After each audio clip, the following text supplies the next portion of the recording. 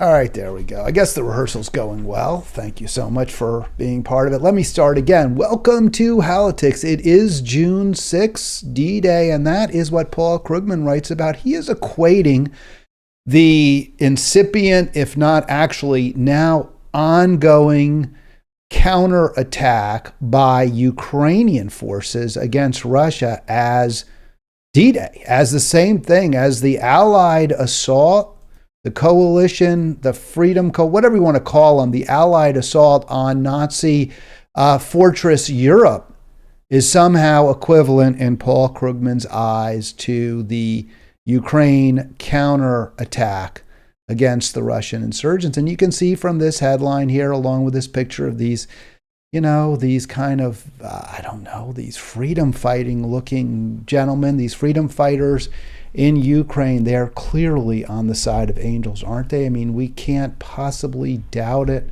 there with the sort of the big eyes of the man in the middle. And he's just there for his country. And, I don't want to be dismissive. Look, Russia is tyrannical. It is terrible what they're doing. I am not defending Russia at all. And they should be out of Ukraine. What I'm saying is to equate our support, our military support of endless war, fomenting war in a situation that is very, very, very different than Nazi Germany. It's not. And I said, is he insane? Is Krugman insane? He's not insane. He knows exactly what he's doing. He's not insane, but he is lying to you. If you want to believe this, it's just not true. The consequences of a failed Ukraine counterattack, which is likely. I mean, I'm not there. I'm not on the ground. I guess they do have more sophisticated weaponry because we've sold it to, we haven't sold it. We've given it to them. I think they get a much better deal, the Ukrainian government, which Krugman admits is far from, angelic. Far from ideal, much like ours is far from ideal. But I think they still get a much better deal borrowing our weapons than student debtors are getting right now from the for-profit student loan corporations. So we're probably not even going to demand interest, I would suspect, from Ukraine. I really don't know. Of course, that doesn't mean Lockheed Martin and Palantir and Raytheon aren't getting their many pounds of flesh. They are. They're getting them from us, from U.S. taxpayers. Now, of course, that doesn't mean we shouldn't do it. We shouldn't be arming Ukraine if that's what is the only decent solution to this problem. But we haven't tried other solutions. The idea, as Krugman suggests, that this is somehow tantamount to Nazi Germany running rampant, running roughshod over all of Europe is just belies reality in so many different ways. And let's go through it. Let's go through how Krugman is wrong. So first of all, in 1944, at the time that the D-Day invasion occurred, Germany was in complete control of virtually all of Europe. We were fighting in Italy, and Russia had counterattacked in the east, but all of Western Europe, except for Spain, Portugal, were under the Nazi jackboot. It's not the same.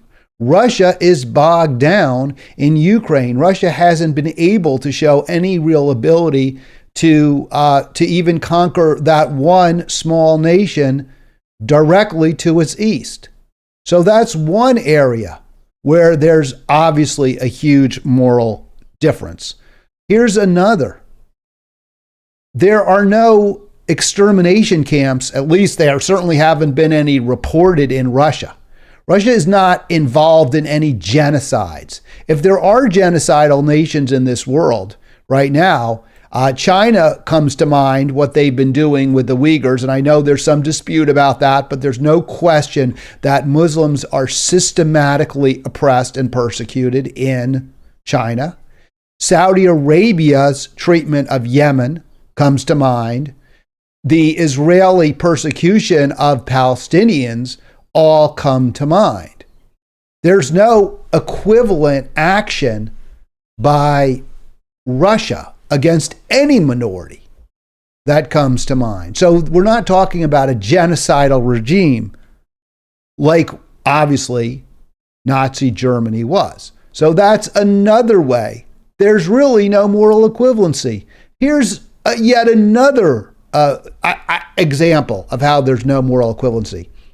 In 1938, before the war started, and what's widely attributed to one of the Munich appeasement by Chamberlain and to a lesser degree Daladier of France, is largely blamed for what came.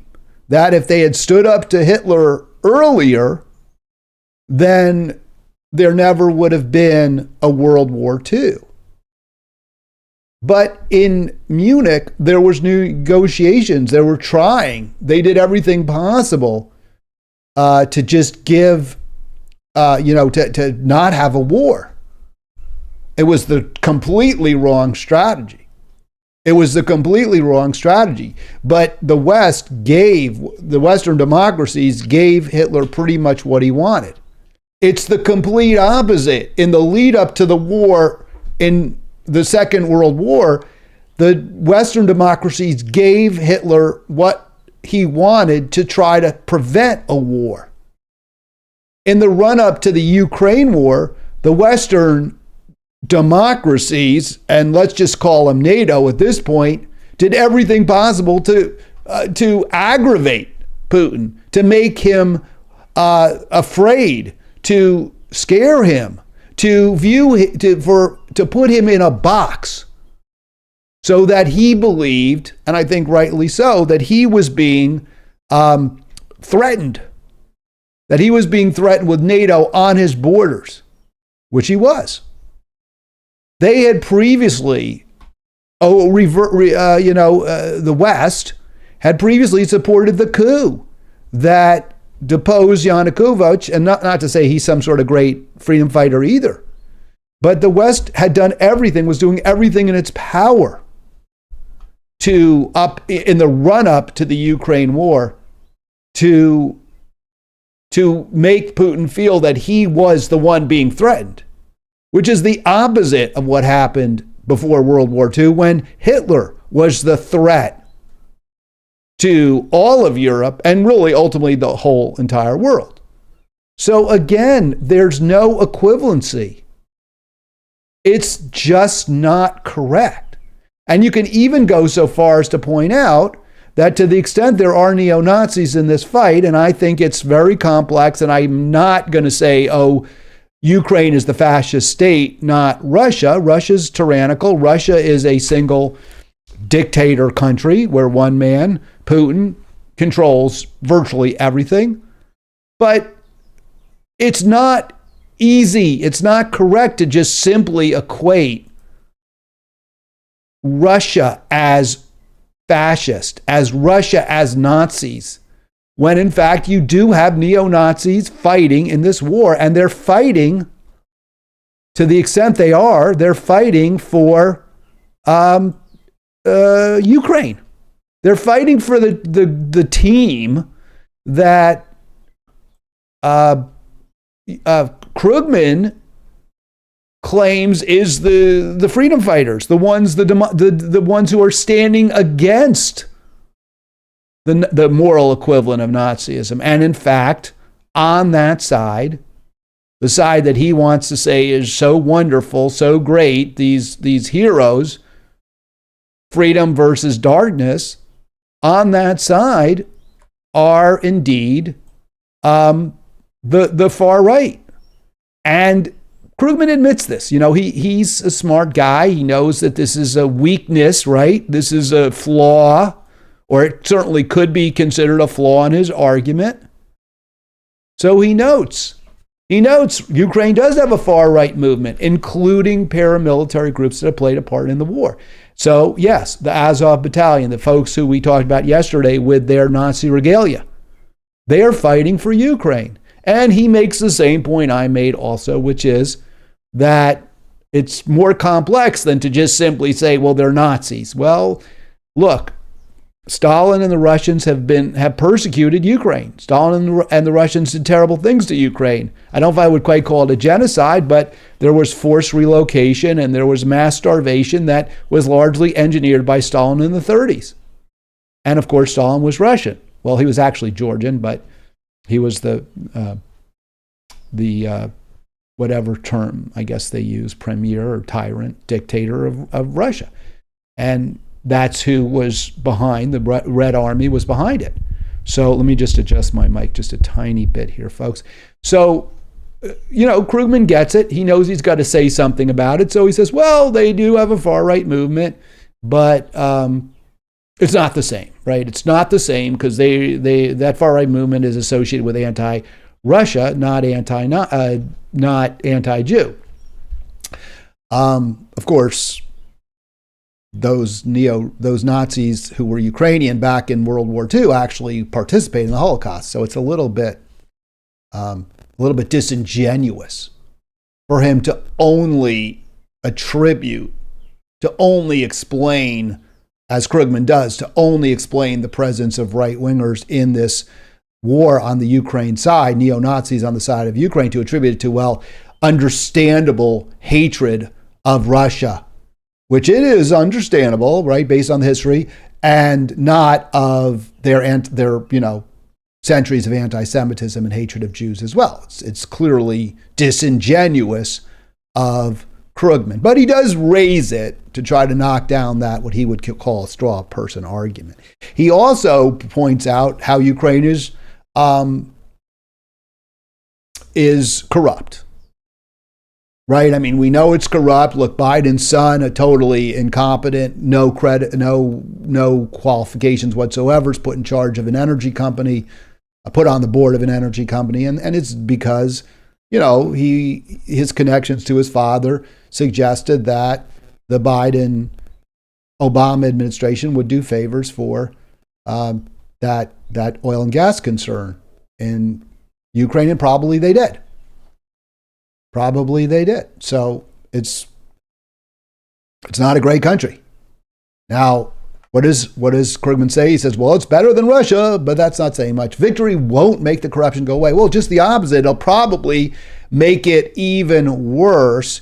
We've seen when the U.S. has tried to stand up countries, governments in recent times, they've collapsed as soon as our props have disappeared, because the corruption was so widespread, because there was no real government holding together the country, keeping the country going, keeping the roads, building roads, maintaining roads, having a somewhat uncorrupt police force, maintaining order. There just simply isn't in countries that the U.S. has propped up recently. Like Iraq, like certainly Afghanistan is the best example of that, but it's not the only one by any means. So our presence in Ukraine, our basically control of that country, will only make things even worse going forward if they're able to win the war. So he gets this, right? He doesn't deny it. He just kind of minimizes the issue. And then he throws it all down. Well, it's not the same. These shadows, the neo-Nazis, the corruption, they don't create any real equivalence between the two sides in this war. Ukraine is an imperfect but real democracy hoping to join the larger democratic community. Is that beautiful? Beautiful, but it's really not. Turkey is a NATO member, and Turkey is not a democracy. And then to say, well, Vladimir Putin's Russia is a malevolent actor, and friends of freedom everywhere have to hope that it'll be thoroughly defeated. Well, one friend of freedom, in my opinion, is Edward Snowden. And he told us just how much government oversight there is in our lives, how the surveillance state grew and grew and grew, first under George W. Bush and then under Barack H. Obama. So we see that the the freedom is not all on one side, and the oppression is not all on the other side. It's not great, period, in either country. Now, again, would I rather be in the United States? Yes, of course. I'm an American. Do I have the freedom to come on the air and say this? I do. I don't think I would have that in Russia. But again, to try to present, and this is something that we see over and over and over from the, quote, liberal media, and from so many people, and I was thinking about my debate with Arlen as well, where Arlen was arguing, that, and clearly, in the teeth of evidence to the contrary, that Trump is the worst president ever. Well, he's just not. He's just not. Whatever metric you use, he's not the worst president ever. And even if you want to blame him for January 6th and say he was trying to take over the country, which I don't think is that much of a stretch, you still have to acknowledge that there's been no criminal charges filed. Treason is trying to take over the U.S. government. It is punishable by death. There has been no criminal charges filed based on any Trump involvement in January 6th. I know Jamie Raskin tried very, very hard to impeach him, but there have been no misdemeanors or felonies or high crimes, even alleged, arising out of January 6th. The only criminal prosecution we're aware of against Trump right now, and there may be one involving documents, right? Secret documents, classified materials that he kept after he left office. And that may well be a very legitimate reason to charge him. I don't know. But the only other charge that I'm aware of, the only charge I'm aware of is was the payoff to Stormy Daniels, a woman with whom he had a consensual sexual affair. That's the only criminal charge. So it's hard for me to see. It's hard for me to see, again, that Trump is anywhere near the worst president, or even how anyone could argue that. Likewise, Vladimir Putin is not Hitler. He is not a genocidal maniac. In fact, if he were indeed Putin, if Vladimir Putin were Hitler, what did I say? If he were indeed Putin, if Putin were Hitler, then the counterattack by Ukraine, if it were D-Day, would result in nuclear annihilation, right? Is there any doubt that if Hitler had had the bomb, he would have used it?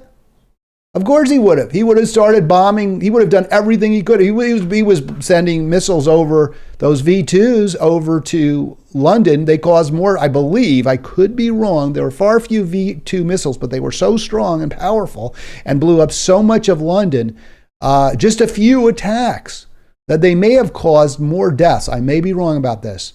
They certainly caused many more deaths per missile, per rocket. They called them rockets, V2 rocket.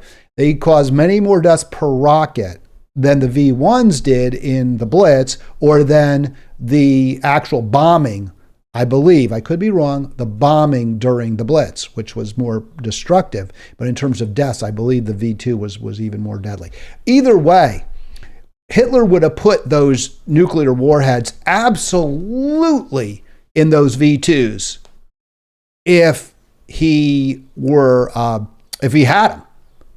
So if you believe that Putin is Hitler, if you believe that there's moral equivalence between Ukraine counterattacking Russia in Eastern Europe, close to the Russian border, if you think that's equivalent to Eisenhower and Monty landing on the beaches, then you must believe that Putin is going to start bombing Kiev, not just with conventional weaponry, which has been incredibly devastating. Kiev has been harmed terribly by this. Then you must believe, I would assume, he's going to start using nuclear weapons. If you believe there's a moral equivalency, you have to believe that the West has done everything possible to stop the destruction, to stop the death, to prevent war.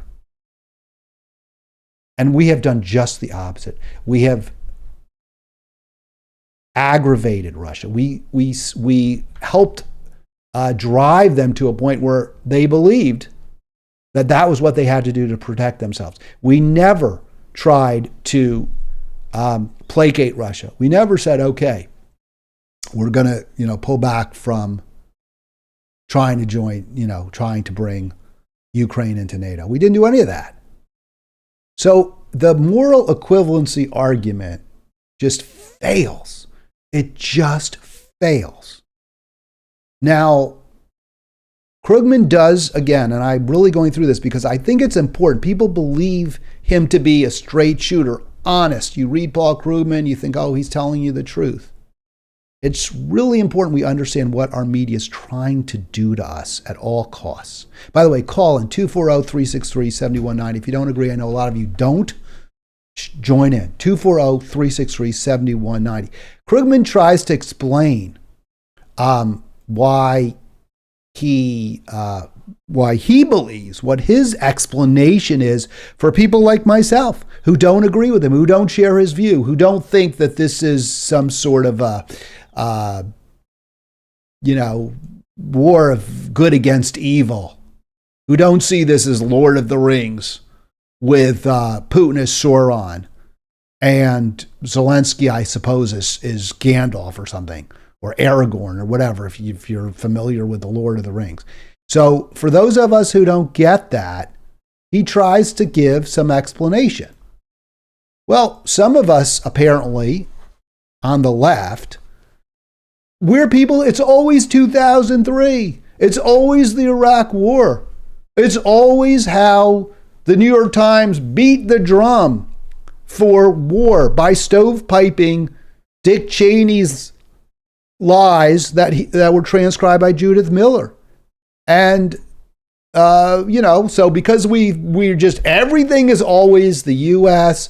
going to war for bad reasons, of bad faith. That's why we oppose this war. And he says, hey, and by the way, I wasn't a sucker. I wasn't a chump. I wrote about how it was a bad idea back in 2003. And I give Krugman credit. I went and clicked on his link and he did. So good for you, Paul. You were right then. And I will agree with you to a degree. The fact that the New York Times cheer-led the war against Iraq, the war on the people of Iraq, and the fact that the New York Times is cheerleading this war, yeah, that's a fact that I find troubling. It doesn't make me confident that this is a good idea, what we're doing there. And the fact that the Washington Post cheer-led that war in 2003, and I suppose and CNN, remember, they would show those missiles being fired. It was like an orgasm in 2003, sure. The fact that the media, left media, was the fact that, I remember Phil Donahue was fired from MSNBC in 2002, 2003, when he questioned the wisdom of going to war against Iraq. So the fact that all the media, including the left media and the right, were fully behind the George W. Bush, Dick Cheney war on Iraq, yeah, that makes me skeptical of whether they're all right this time. But it's not just 2003. It's also all the wars that have followed. All of our involvement all over the world in incredibly destructive actions that have led to millions of deaths. And I don't know if there have been millions. I don't want to overstate it. Over 1 million dead in Iraq, and dislocated. But look at what all of our wars have brought us to. Afghanistan, a failed state. Libya, a failed state. Syria, just death and destruction everywhere. Was it Honduras that Hillary Clinton helped, or she helped a fascist insurgency, military junta, back in, I think it was 2012, something like that? So it isn't just 2003, Paul. It's everything. It's all of our military involvements that are causing this view that this is a terrible, terrible mistake, and it's wrong, and it's not even good for the people of Ukraine, not at all, and certainly not for the United States. Now, Krugman gives the left a bit of a pass, right? He says, well, I guess maybe because they feel, they were wrong, the media was wrong in 2003, and the government was wrong, and we went to war on false pretenses then, so maybe the left is scared that the same thing is happening. And yes, that's certainly true. We do recognize the same thing is happening there.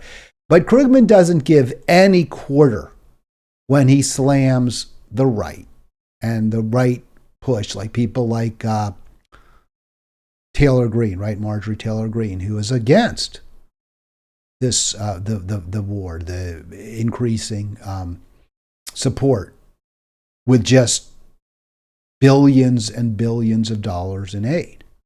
So he has an explanation for that. And it's not one that is the least bit, let's just say it that way, flattering for the right. He doesn't say, well, they have some legitimate argument or some reasons.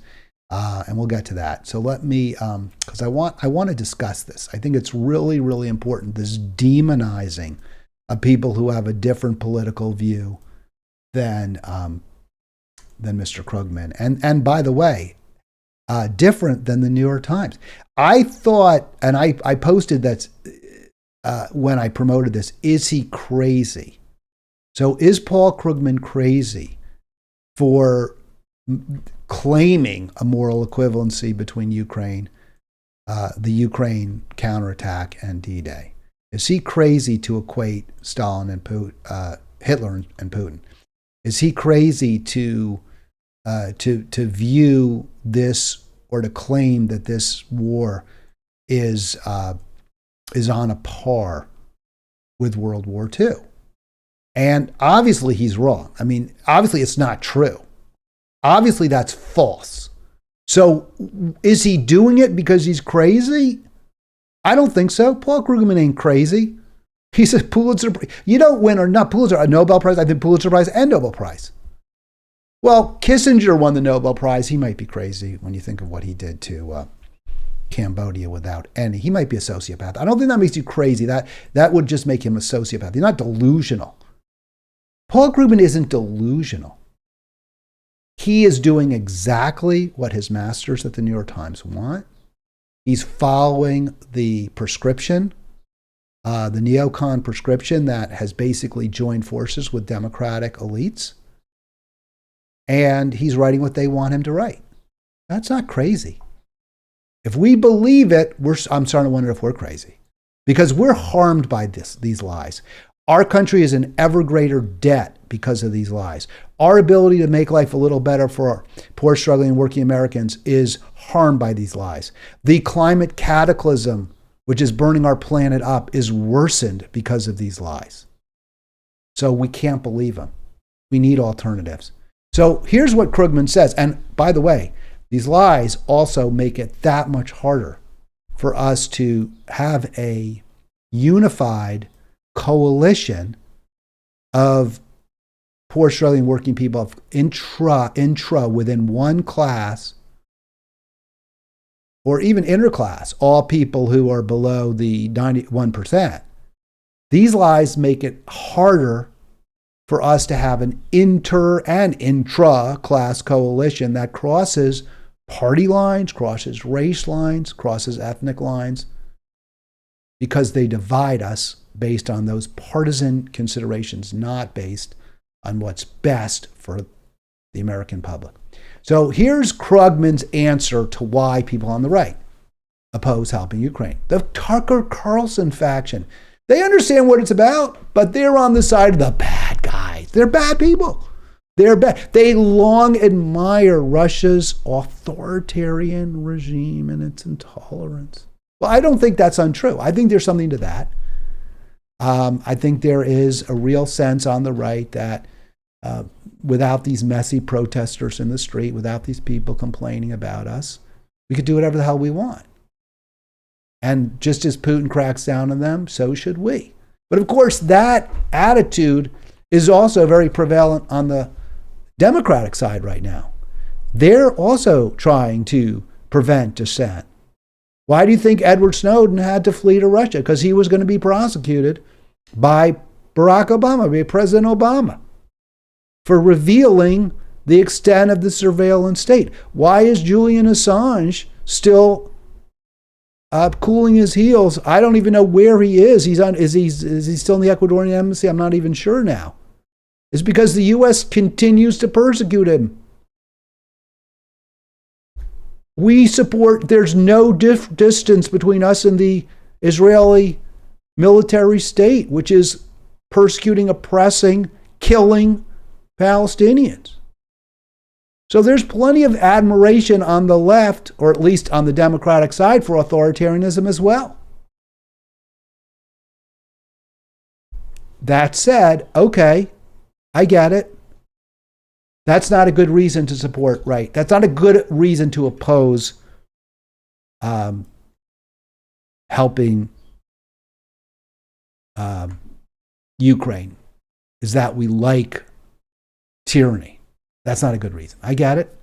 And that may be part of it. But in the end, the reasons for your position are less important than the justice of the position.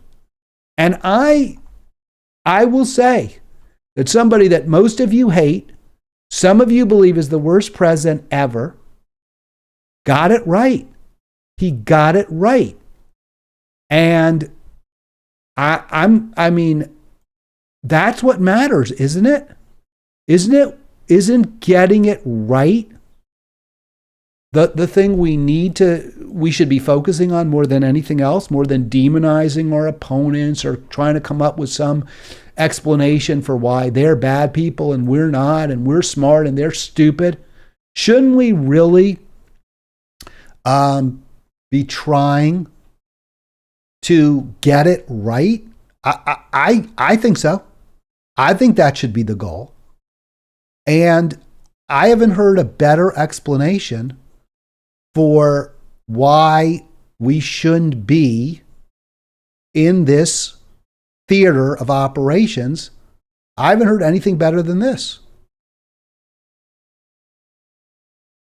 If you were president, but her question is, would you continue to give Ukraine money and weapons if you're elected? What's the answer? I have a very good relationship with President Zelensky because, as you know, he backed me up with the phony impeachment hoax number one, when he said the president didn't do anything wrong. So I happen to like. So I happen to like. Yeah, that's right. And I was totally exonerated, by the way. Just a waste of time and money. You were impeached over that. You were impeached over that. But let's stay on topic here, Mr. President, because the question is, would you give Ukraine weapons and funding? I was impeached by a crazy woman named Nancy Pelosi. But the question here is, would you give Ukraine weapons and funding if you were elected? I would sit down. Let me just put it a nicer way.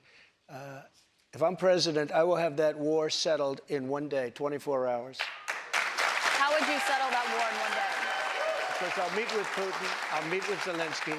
They both have weaknesses and they both have strengths. And within 24 hours, that war will be settled. It'll be over. It'll be absolutely over. Do you want Ukraine to win this war? I don't think in terms of winning and losing. I think in terms of getting it settled so we stop killing all these people and breaking down this country. Now, You said you don't think in terms of winning and losing? Mr. President, can I just follow up on that, because that's a really important statement that you just made there. Can you say if you want Ukraine or Russia to win this war? I want everybody to stop dying. They're dying. Russians and Ukrainians. I want them to stop dying. All right, so I honestly don't know a better way to put it than Trump did. He said, I want them to stop dying. I want Russians and Ukrainians to stop dying. And if this guy, this clearly corrupt, this narcissist, this game show host gets it right, and Krugman and Biden and Bernie can't get it right, what does that say? What does that say about our side? How morally bankrupt are we that Trump has the moral high ground? All right, 240-363-7190, 240-363-7190. I know some of you will say, well, if Trump is against it, then it must be right. Because it's Trump, therefore, as Krugman says, we should be there. I don't buy it. I'm not going to buy it. We've killed far too many people in the 21st century, in the third millennium. The U.S. military, the U.S. government has killed far, far, far too many people over every administration for me to accept that another war, more high-tech weaponry, more deaths, more destruction, without any effort, without any attempt to have peace, is the right call. All right, I say, when I talk about my program, I say there are no third rails on Halitics. By the way, if you're trying to call in and you tried to get in and you couldn't, I apologize. We're ready for calls, 240-363-7190. I'll probably go for another 15 minutes. I say on Halitics, no third rails. And what I mean by that is there's nothing I won't discuss, even if it's going to offend people, even if it's going to upset people. In fact, that's kind of what I do. And this was brought home to me powerfully, not when I was doing this program, it was when I was having a conversation with what I hope is still a close and dear friend who was very offended by some of the things I was saying. And I don't think they were that offensive. I don't think they were beyond the pale. I think they were legitimate, but they were upset. And this was a conversation about sex differences and about whether we should be pursuing economic justice to the exclusion of or primarily focusing on helping people based on their economic status, or if we have to take into account explicitly in our policies, explicitly in our rhetoric, identity differences as well. And I've always taken the position that our focus should be on the left. If we want to win, if we're truly committed to improving people's quality of life, our focus has to be on the conditions facing individuals rather than, and individual and groups, but groups based on class and geography, not based on identity differences, innate differences like sex, gender, and race, nation of origin. It's not that I don't think those are relevant. I think that the way we solve those problems first, not every problem can be solved by making sure that nobody is homeless, nobody is hungry, everyone has security.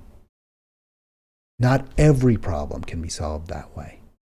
Not every problem can be solved by guaranteeing that everyone has enough and no one has too much by very, very high taxes on the wealthy. Not every problem, but most would be. And we would be in a far, far, far better position to address those problems that aren't. On the other hand, you can have a colorblind society. You can have a society where there's equality across the gender and sex lines. That's still profoundly unjust. If 12% of the billionaires were black, would that mean America was a great country? Not if we still had 25% of our children living in poverty. So the first order of business is to make sure, certainly in my view, everyone has enough and no one has too much. And I was having this conversation with this person who's very bright, very articulate. And they started talking about how girls are depressed by the age of 8. And that depression is because of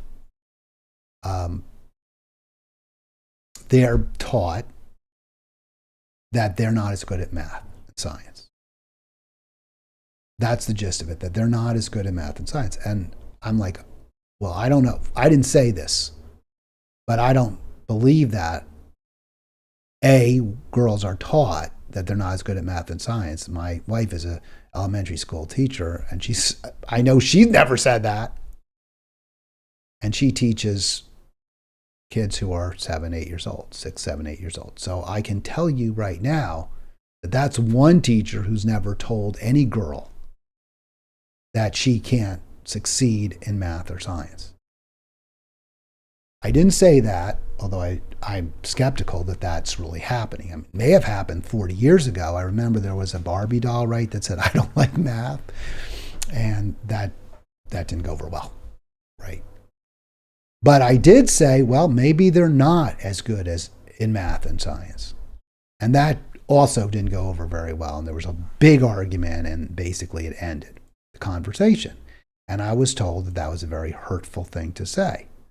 And I was really, really trying to see how that could be, like, put myself in the shoes of somebody who would be hurt by that statement. And I was thinking, well, if someone said, like, you're not good at basketball and Jews aren't good at basketball, would I be upset by that?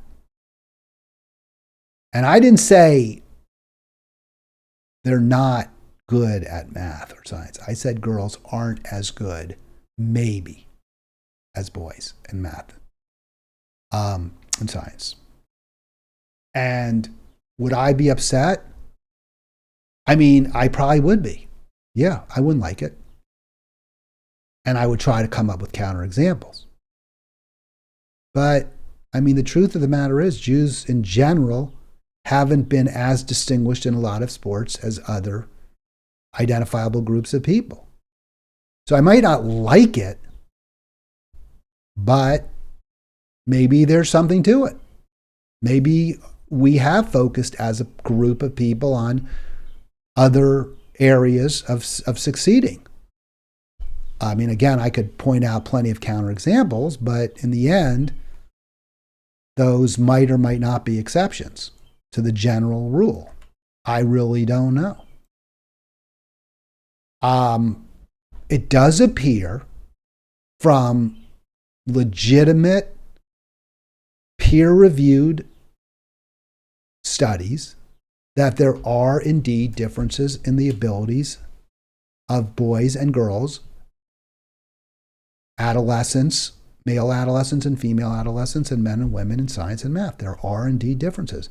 This study came out in 2007, and then it was reprinted in the, and I'm going to explain why I'm talking about this in a little bit, why I think this is so important, why this supports so powerfully my view that we must focus on economic justice for everyone, period, based on individual status, not based on whether you're a member of a traditionally oppressed or persecuted group.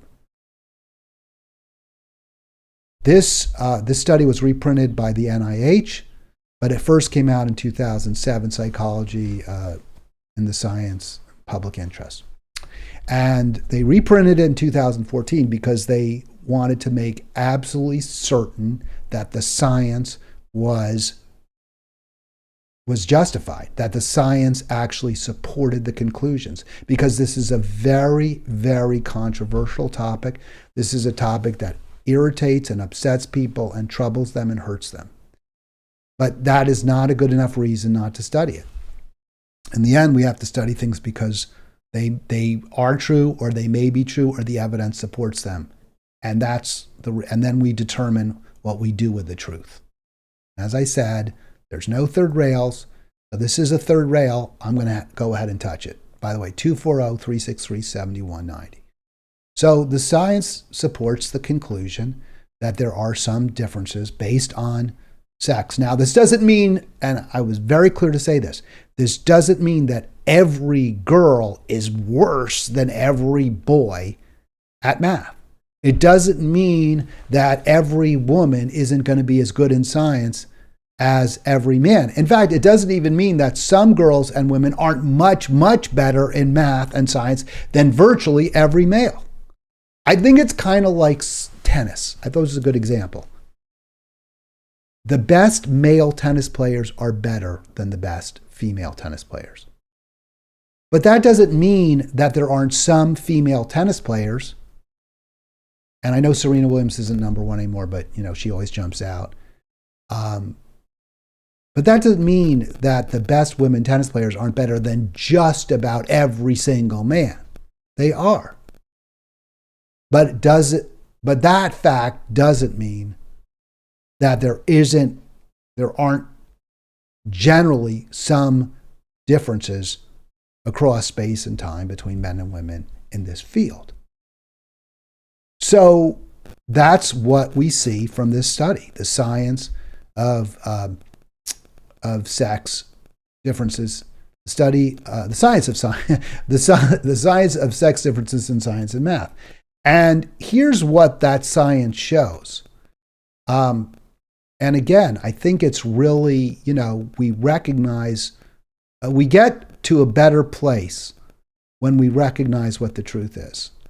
And I just can't emphasize that enough. It does nobody any favors when we pretend things aren't the way they are. That's not how we solve problems.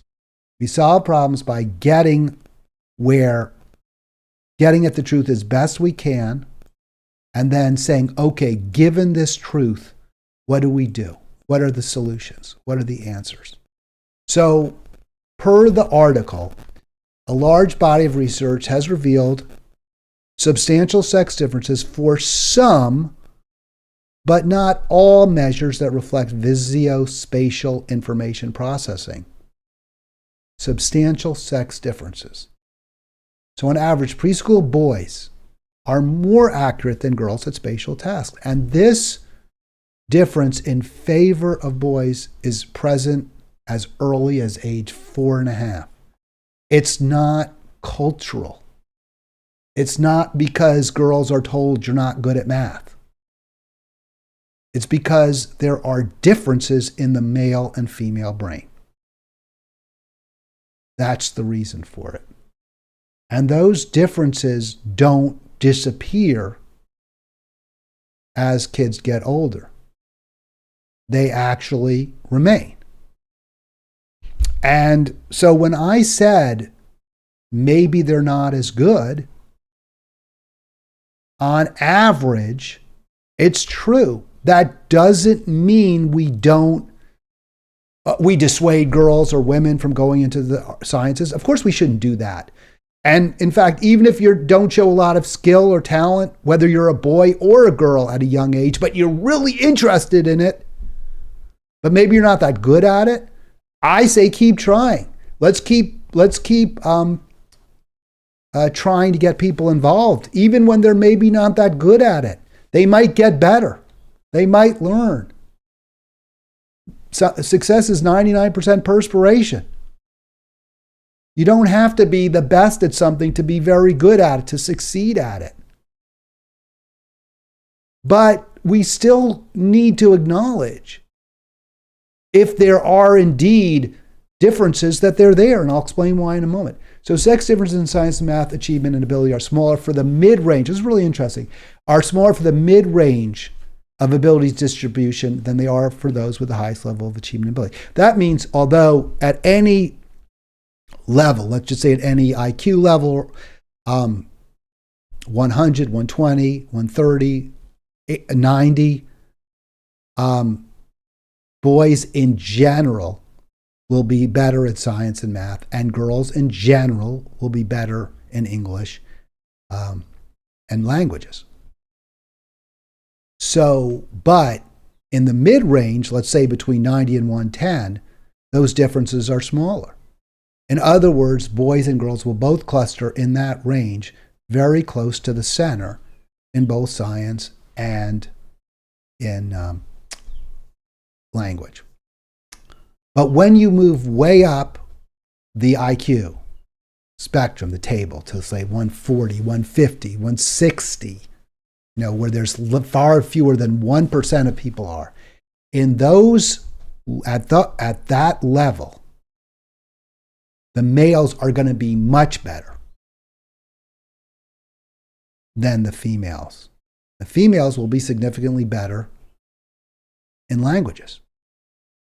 And this is in general. This doesn't mean every 160 male is going to be much better than every 160 IQ female. It just means in those cases, those few cases, the odds are. And you can read that. Males are more variable, which necessarily results in more males at both high and low ability extremes. And one of the major implications is that the top people in tech, the very, very top people, the Zuckerbergs, and the only thing I really know about Mark Zuckerberg is that he was, is what I saw on the social network. But people assuming he really, really, really is good at math. And also, look, being an entrepreneur requires an incredibly high arrogance level and an incredibly high self-confidence level and aggressiveness, assertiveness. And that's all on display, by the way, in the social network. And males tend to be more aggressive, right? We are more aggressive. We're more assertive. And so we're probably more likely going to be disproportionately represented in the top tier of entrepreneurs, regardless of whether society is sexist or not. So if this is true, and it seems to be true, and I don't think anyone would argue with that, the kinds of woke solutions to this problem aren't going to ultimately solve it.